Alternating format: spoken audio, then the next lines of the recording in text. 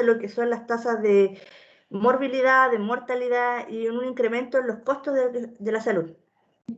A partir de lo que fue la pandemia por COVID, se produjeron grandes cambios en la vida cotidiana, tanto en la laboral, en la social. Por ejemplo, vimos en el caso de que nosotros como centros de salud tuvimos que adecuarnos a la atención de pacientes o sospechosos de coronavirus. Llegó mucho personal nuevo, se tuvo que capacitar a este personal nuevo durante toda la marcha. Así que tuvimos hartos cambios. Y aún así, a pesar de que estamos en esta etapa todavía hay ciertas cosas que todavía no sabemos.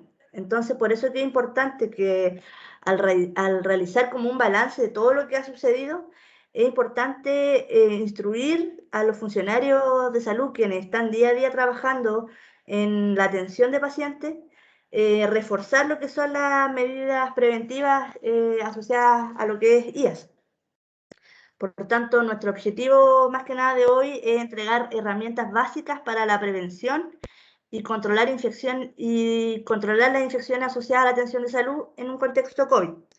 Es importante que, como decía, que estos funcionarios que están en la atención directa manejen lo que son los conceptos y las recomendaciones para la prevención de las IAS.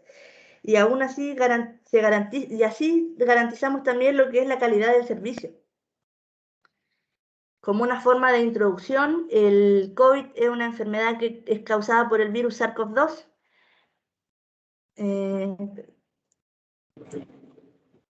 Ahí está. Que pertenece a la familia de los coronavirus. Estos virus causan enfermedades que van desde un resfriado común hasta enfermedades más graves como la neumonía o el síndrome respiratorio agudo grave. Cabe destacar que la cepa que causó el brote en China no se conocía previamente. Por tanto, igual por eso que todo lo que estamos viviendo de una u otra forma fue algo desconocido.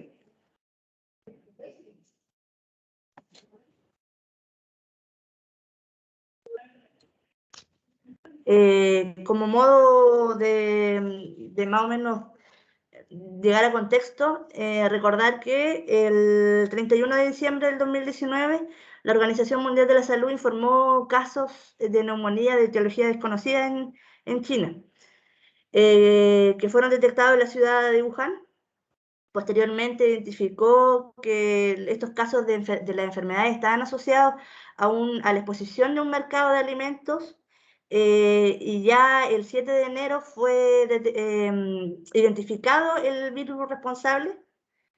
Por tanto, por ejemplo, en lo que es febrero, el 11 de febrero se nombró oficialmente al virus como SARS-CoV-2 y a la enfermedad que causa como COVID-19, más que nada por el tema de las siglas en inglés. Ya en el 11 de marzo se declaró como pandemia global y dado a la alta propagación que tiene el virus a nivel mundial. En el mes de abril, a nivel país, nosotros estábamos ya hablando del uso obligatorio de mascarillas en lugares públicos cerrados. E incluso llegamos a pensar en el tema de la nueva normalidad, lo que llevó a anunciar lo que conocemos como la estrategia paso a paso. Aún así, en agosto teníamos noticias, por ejemplo, de casos como de pacientes que se reinfectaron por COVID, o bien en septiembre teníamos que las muertes a nivel mundial superaban el millón. Más adelante, en octubre, teníamos que los casos de COVID habían superado los 40 millones en todo el mundo. Paralelamente se estaba trabajando en lo que es la vacuna. Pero aún así, ya en diciembre tuvimos grandes avances porque empezó el proceso de la vacunación y tuvimos al primer funcionario de salud a nivel nacional que recibió la vacuna y pudo ser inmunizado. Es importante, sabemos que la enfermedad que está provocada por el SARS-CoV-2 se puede propagar de varias formas. Es importante conocer lo que es el mecanismo de transmisión para evitar, digamos, el contagio. El mecanismo de transmisión de este virus se produce a través del contacto directo con las secreciones respiratorias que se producen sobre todo al respirar, al toser, al estornudar. Y también puede darse mediante el contacto con las manos u otros objetos contaminados por estas secreciones, o bien tras tocarse la boca, la nariz o los ojos. Dentro de lo que es el mecanismo de transmisión, para que ocurra esta transmisión de estos agentes que producen IAS, se necesita que exista una cadena de transmisión que tenga los siguientes elementos. Primero necesitamos que un microorganismo que debe dejar el sitio donde sobrevive y se multiplica, por ejemplo, un agente causal, que al llegar ingresa por que sale por una puerta de salida y por un mecanismo de transmisión o un modo de transmisión, eh, llega por la puerta de entrada y llega a un sujeto susceptible que podrá o no desarrollar la infección, porque tenemos en el caso de que los pacientes colonizados que no desarrollan la infección. Esto es súper importante, porque para reducir lo que son la incidencia de las IAS, hay que poner énfasis en intervenir estos mecanismos de transmisión. ¿Por qué? Porque no podemos intervenir lo que es, por ejemplo, la vulnerabilidad del hospedero, o por ejemplo la susceptibilidad o la virulencia que tienen estos agentes, no lo podemos intervenir, pero sí lo que podemos intervenir para evitar las IAS es el mecanismo de transmisión. Y para eso para el control de las IAS, tenemos lo que nosotros definimos como prácticas preventivas, dentro de las cuales, por ejemplo, encontramos lo que son las precauciones estándares, las precauciones adicionales a las estándares, el uso de antisépticos y desinfectantes, la limpieza y desinfección de superficies y dispositivos médicos. Primero vamos a hablar de lo que son las precauciones estándares. Las precauciones estándares son un conjunto de medidas que tienen por objetivo prevenir la transmisión de la mayoría de los agentes microbianos durante la atención en salud, en particular la transmisión por las manos del personal o por el uso de equipos clínicos. Esta definición está dada en la circular número 13 de marzo del 2013, por si alguien también más o menos quiere ahondar en el tema. La manera más efectiva y simple de otorgar una atención segura a los pacientes es cumpliendo con estas medidas básicas de prevención de IAS, como lo son las precauciones estantes. Dentro de estas incluyen lo que es la higiene de manos, el uso de elementos de protección personal, la higiene respiratoria y los buenos hábitos al toser o al estornudar, la prevención de accidentes cortopunzantes, el manejo de equipo y desechos o ropa de los pacientes. Como primero le vamos a hablar lo que es la higiene de manos. La higiene de manos es uno de los componentes principales de lo que son las precauciones estándares. Además, se considera como uno de los métodos más efectivos para prevenir la transmisión de agentes patógenos que están asociados con la atención de salud, pero aún así la adherencia que tiene esta técnica no supera el 30 o el 40%. Nosotros como servicio de salud, como establecimiento, deberemos manejar lo que es lavado de manos clínico, que es un lavado de manos rutinario en los centros de salud y debe ser realizado, por ejemplo, en las siguientes situaciones. Tenemos que antes de comenzar la jornada, es importante hacer el proceso de lavado de manos. Por ejemplo, al manipular lo que es material estéril, preparar y administrar tratamiento, colocarse guantes y cualquier otro elemento de PPE. Tomar contacto con el paciente o los objetos o la unidad, o realizar un procedimiento con el paciente.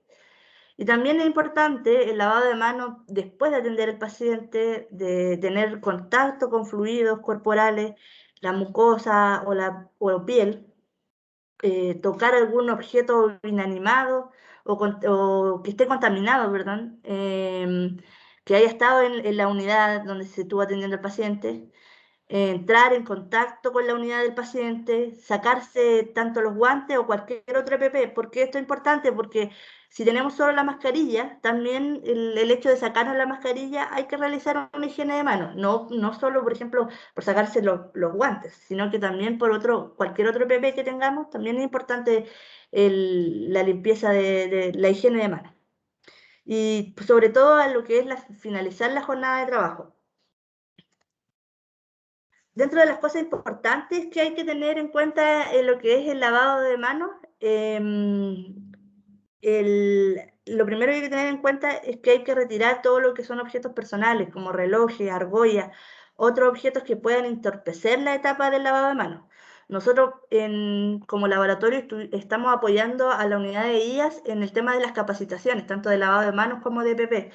Y nos hemos dado cuenta que dentro de todo el proceso, de, por ejemplo, del lavado de manos, esto es complicado, digamos, de entender. Muchos empiezan el lavado de manos con el reloj puesto, con las argollas, así que eso es muy importante que lo retiren antes de comenzar el lavado de manos. Y también otro tema importante antes de comenzar en lo que es el lavado de manos es cerciorarse que estén todos los elementos necesarios para, para el lavado de manos. Por ejemplo, que esté la toalla de papel disponible. No podemos estar realizando el lavado de manos y después darnos cuenta que no había toalla para secarnos. Así que eso es súper importante. Y dentro de la técnica, más que nada es el jabón, abrir la llave del agua, echarnos suficiente cantidad de jabón para ambas manos y frotarla generando abundante espuma. Dar énfasis a lo que es la palma, el dorso, lo que son los espacios interdigitales, el lecho unguial, pulgar y la primera parte del antebrazo o lo que nosotros llamamos muñeca. Recordar que el lavado de mano es una breve acción que dura 40, 60 segundos, entonces esta acción, pequeña acción puede salvar muchas vidas y así también cortamos la cadena de transmisión de varios microorganismos. En el caso de no poder realizar este lavado de manos correctamente, se recomienda como forma excepcional el uso de soluciones de alcohol gel. ¿Por qué decimos en forma excepcional? Por ejemplo, en el caso de que vayamos a terreno, a domicilio, ahí se recomienda que se pueda utilizar la higiene de manos con alcohol gel, ya que no están dadas las condiciones para realizar un lavado de manos como corresponde. Entonces, ahí, como forma excepcional, podemos usar el tema de las soluciones de alcohol gel. Pero si tenemos todo disponible, tenemos un lavamanos, es mejor realizarse el lavado de manos como corresponde. Y este lavado de manos, más que nada, la misma técnica de lo que es la higiene de manos, dorso, las palmas, espacios interdigitales, el lecho unguial, la primera parte del antebrazo, digo, la muñeca, y esperar que se seque el alcohol gel. Este proceso no dura más o menos 20 a 30 segundos. Otra precaución estándar es el uso de elementos de protección personal. Denominamos como EPP o elementos elementos de protección personal al conjunto de elementos que están destinados a proteger al operador, dentro de los cuales se encuentran, por ejemplo, los guantes, lo que es protección facial, como escudo facial, mascarilla, antiparras, respiradores con filtro, delantal, pechera, bata impermeable, entre otros. Esta es una definición también de la circular 13 de marzo del 2013. Cuando tenemos en cuenta esta precaución estándar, que es el uso de EPP, hay que tener en cuenta ciertas cosas que son como principios generales. Antes de empezar el proceso del uso de EPP, que es que el uso de EPP disminuye el riesgo en el equipo de salud de contagio. Pero sin embargo, si hay fallas en el uso o durante el retiro o la manipulación, pueden conducir a lo que es la contaminación con los fluidos o posible transmisión del virus. Por eso es que es súper importante que tengan en cuenta que el hecho de estar usando EPP va a disminuir el riesgo, pero es importante que sepan utilizar bien estos EPP. Se considera también que la cara anterior o la parte frontal de lo que tuvo en contacto con el paciente, la cara anterior de estos EPP, van a ser la parte más contaminada. Entonces, por ejemplo, lo que tenemos, lo que son los guantes, las manos, los brazos, que son las partes más contaminadas. Entonces, eso siempre recordarlo para el proceso de retiro de estos elementos. Otro principio general, y es súper importante, más que nada decir que el uso de capas adicionales a las que vamos a describir a continuación no van a entregar una mayor seguridad. Todo lo contrario, algunas veces van a dificultar el proceso de retiro y pueden resultar en la limitación de algunos movimientos o la incomodidad del operador durante el proceso asistencial. No van a, cuando estemos haciendo el procedimiento, quizás que nos va a provocar una incomodidad que no vamos a poder realizar muy bien la actividad. Por tanto, a continuación no van a encontrar una indicación del uso de EPP como son los gorros, cubre calzado, mamelucos, lo que es el buzo o doble guante.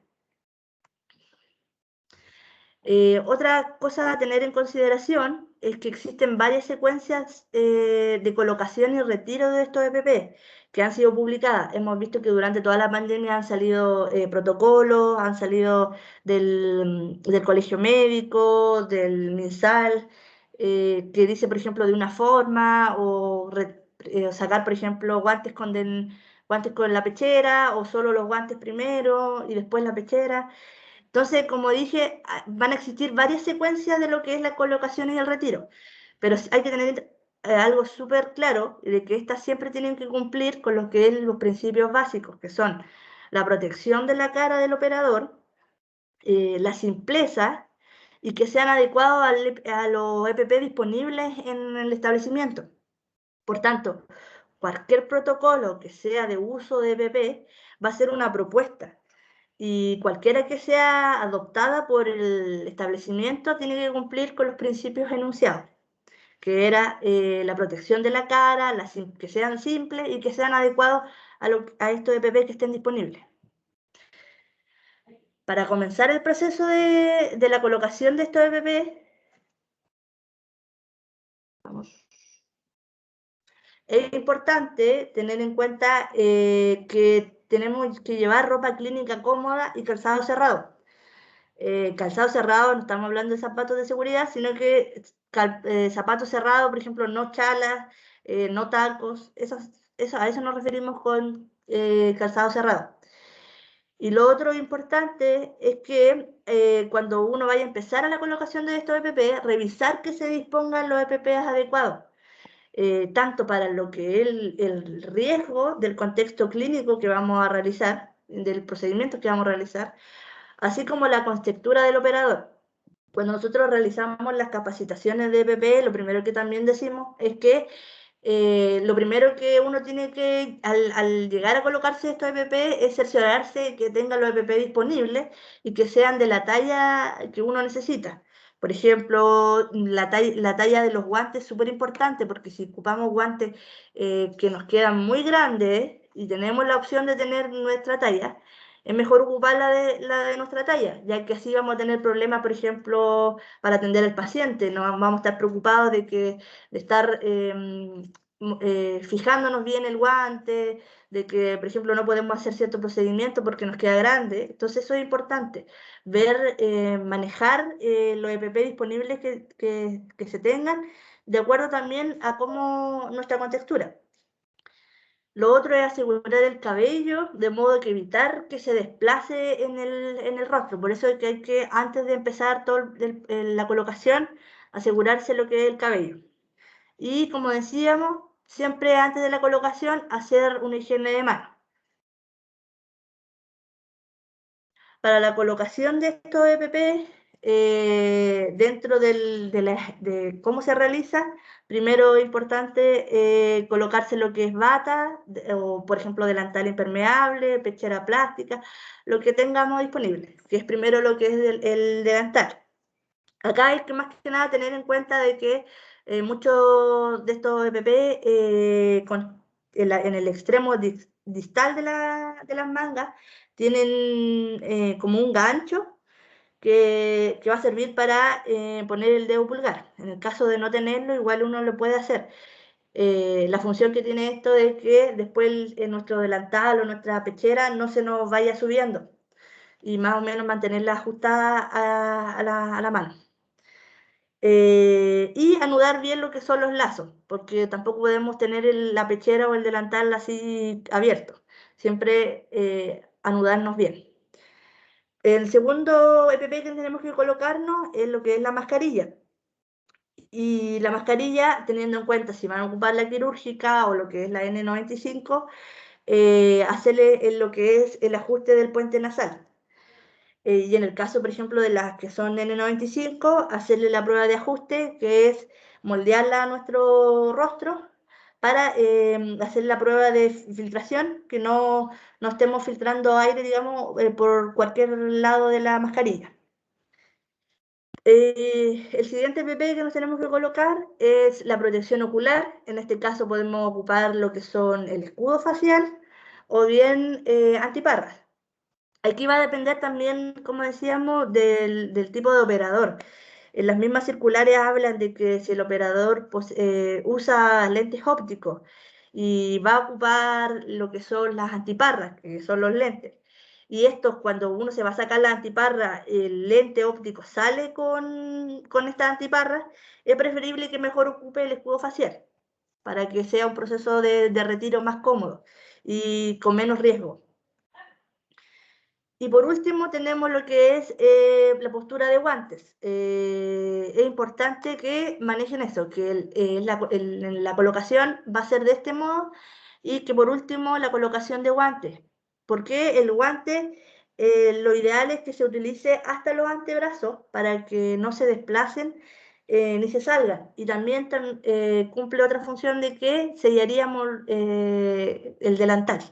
Con eso el delantal quedaría adentro y tampoco se nos subiría el delantal o la pechera. Eso es importante en el tema de la colocación. Cuando ya hicimos nuestro procedimiento, realizamos todo lo que nos correspondía, tenemos que empezar a hacer ahora lo que llamamos el retiro de estos EPP, que hay que ser más cuidadoso, digamos, en este tema porque existe más riesgo de contaminación. Hay que tener en cuenta ciertas cosas para el retiro de los EPP, que por ejemplo, cuando vamos a retirarnos la mascarilla, después de haber realizado un procedimiento generador de aerosoles de alto riesgo, se tiene que hacer este retiro fuera de la habitación del paciente. Eso es súper importante tenerlo en cuenta, porque piensen de que donde se realizó la atención, quedaron aerosoles ahí, entonces no podemos sacarnos la mascarilla y desprotegernos nuestras mucosas al retirarnos la mascarilla en la misma habitación. Por tanto, por eso se recomienda que se haga fuera de la habitación. Para eso es importante que haya una zona de retiro de estos EPP, que debe contar con lo que es un recipiente de boca ancha para eliminar los desechos según las normativas REAS. Por ejemplo, si tenemos en el caso de atención en un box, lo ideal es tener una zona de retiro que esté cercana a este box para poder hacer esta zona de retiro y que tiene que contar con el recipiente para la eliminación de los desechos. Además, este sitio tiene que tener, súper importante, la instalación del lavado de manos o bien que tenga un dispensador de solución antiséptica para la higiene de manos, porque por cada retiro de EPP hay que hacer un lavado de manos. Entonces, tener en cuenta que para proteger lo que son las mucosas de la nariz, la boca, la conjuntiva, las manos nunca deben tocar la cara sin antes haber realizado una higiene de manos. Por tanto, para el retiro de estos EPP es importante que se haga de manera secuencial. Primero podemos hacer lo que es el retiro de guantes y nos retiramos los guantes y nos hacemos una higiene de manos y después nos sacamos lo que es la pechera o bien ya con los guantes puestos, pescarnos la pechera y retirarla tirándola. Las dos formas son correctas. Como dijimos anteriormente, pueden haber varias formas de protocolos de retiro de EPP, pero siempre tienen que tener en cuenta lo que es la protección del funcionario. Por tanto, si uno se va a sacar lo que es guante y la pechera juntas, o bien guantes, se lava las manos y después se saca lo que es la pechera. Después se tiene que hacer una higiene de manos cuando se retiren estos dos elementos y se procede a retirar lo que son la protección ocular, siempre retirándola desde la parte de atrás, lo que son, por ejemplo, los elásticos o donde lo que tuvo menos contacto con el paciente. Se hace una higiene de manos y por último nos sacamos lo que es la mascarilla. Mascarilla también siempre teniendo en cuenta el tema de los elásticos. Manejar siempre por los elásticos o por la parte de atrás. Y como dije, siempre efectuar lo que es la higiene de manos. Inmediatamente después de quitarse cualquier EPP o cualquier elemento de protección personal. Un tema importante también, que se hizo más que nada, hay circulares de esto, es con el objetivo de racionalizar y reducir el consumo de EPP. El MinSal propuso que se podía hacer un uso extendido de estos EPP. ¿Qué quiere decir? Que se puede mantener un mismo EPP durante la atención directa de varios pacientes de manera secuencial, sin removerlo ni reemplazarlo, como una medida efectiva para proteger al personal de salud. Más que nada que busca que no por cada atención tener que hacer el proceso del retiro de estos EPP y poder ocupar en una atención secuencial de varios pacientes, ocupar un mismo EPP sin reemplazar. Pero hay que tener en cuenta ciertas cosas. Dentro de los EPP que son considerados descartables y que pueden ser utilizados de forma extendida para atender, por ejemplo, a varios pacientes sin requerir un cambio entre ellos, tienen que cumplir ciertas condiciones estos elementos, como son, por ejemplo, lo que es la pechera desechable, que pueden ser utilizados para atender a varios pacientes, por ejemplo, COVID, de manera secuencial, sin requerir cambiarlas entre ellos, pero se tienen que cambiar, por ejemplo, y es norma universal para todo EPP, que se debe cambiar cuando estén visiblemente sucios o dañados, o bien cuando se atendió a un paciente que presente alguna infección agregada y que requiera alguna medida de precaución específica, por ejemplo, que tenga algún tipo de bacteria como el Clostridium difficile. Entonces, esas cosas es importante. Por ejemplo, también tenemos lo que son las mascarillas. La mascarilla quirúrgica tiene una duración hasta 4 horas de uso y la N95 o las KN95 hasta 8 horas.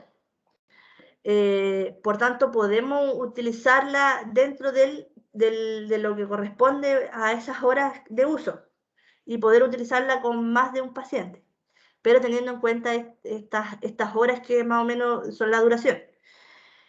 Pero como dije anteriormente, estos cambios de EPP siempre se tienen que realizar si se encuentra la mascarilla visiblemente sucia, si está dañada, o bien si está húmeda, porque nos ha pasado de que la mascarilla se humedece y es importante hacer el cambio de esta mascarilla. Pero aún así, los guantes, hay que tener en consideración que los guantes siempre tienen que ser eliminados después de la atención de cada paciente. Eso es muy importante, ¿ya? Por otro lado, tenemos estos elementos de protección personal que pueden desinfectarse para reutilizarse, como lo son el escudo facial y la antiparra. Estos EPP, antes del proceso de desinfección, es importante revisarlo para asegurar que la integridad y la transparencia en las zonas que son importantes. Y que no tiene que haber ninguna alteración en este elemento. Si en el caso de que hubiera, por ejemplo, que esté muy dañado, que se vea muy opaco para el otro lado y uno no pueda realizar alguna atención, es importante que se eliminen estos elementos sin reutilizar. En cambio, si pasaron la prueba, digamos, de integridad, la persona que va a realizar la desinfección de estos elementos tiene que usar los EPP que corresponden. En estos casos hablamos de lo que es los guantes desechables, el delantal, mascarilla y ocupar un escudo facial para realizar la desinfección. Acá es súper importante que tengan en cuenta y que sigan estrictamente el protocolo que es de la limpieza y desinfección de estos EPP, que tiene que ser definido en cada centro. Forma particular, nosotros como Macuada, está el protocolo que es la desinfección y la limpieza y desinfección del escudo facial, por ejemplo, en lo que es contexto visitas domiciliarias. Entonces, hay un protocolo que dice que qué es lo que se tiene que hacer, se tiene que inspeccionar primero este EPP, se tiene que preparar para la limpieza, tener estos EPP para la persona que va a realizar la desinfección, dónde se va a realizar, cómo se va a realizar, qué detergente voy a utilizar para la desinfección, cómo es la técnica, si es por arrastre mecánico, con qué necesito para realizar la técnica, dónde voy a dejar este PP que ya va a estar desinfectado. Entonces eso es importante, que cada establecimiento genere sus propios protocolos y como funcionarios se sigan estos protocolos que existen de cada centro. Otra medida de precaución estándar es lo que llamamos la higiene respiratoria y los buenos hábitos al toser o estornudar.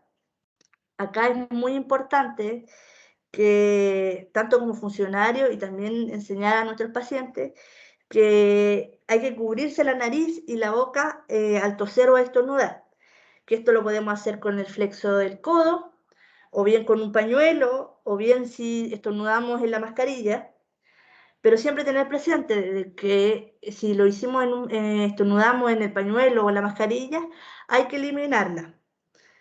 Hay que realizar una higiene de manos, es súper importante, porque no sacamos nada con solo botar el pañuelo, hay que hacer una higiene de manos y después, por ejemplo, hacer el cambio de lo que es la mascarilla. Otra precaución estándar que es la prevención de accidentes cortopunzantes. Si bien podemos decir que en el contexto COVID quizás que no existe mucho riesgo de contraer el virus por este tipo de accidentes, es importante reforzar que esta es una precaución estándar y que como precaución estándar se tiene que manejar para todos los pacientes. Entonces, no tenemos que olvidar que si estamos atendiendo pacientes COVID, olvidarnos de que tenemos que tener cuidado en el tema de manejo de cortopunzantes. No porque estamos en una pandemia y ahora solo nos estamos enfocando en lo que es paciente COVID, de ser más descuidado y generar estos tipos de accidentes. Por tanto, se recomienda que para evitar estos accidentes, desechar lo que son materiales cortopunzantes luego del uso en lo que son los recipientes que corresponden, según la normativa REAS. Y también tener cuidado al manipular lo que son agujas, bisturí y cualquier otro instrumento que sea afilado o cortopunzante para evitar este tipo de accidentes. También es importante conocer los protocolos de cada establecimiento, de qué hacer frente a un tipo de accidente. Eh, por tanto, por eso es importante que no por el contexto COVID olvidemos estas precauciones estándares que son súper importantes. Otra precaución, una precaución estándar es el manejo de equipo y desechos y ropa de los pacientes. Aquí es importante saber que, por ejemplo, en el contexto de IAS, es importante destinar equipos de uso exclusivo para pacientes cuando se padece alguna enfermedad infectocontagiosa o de etiología desconocida.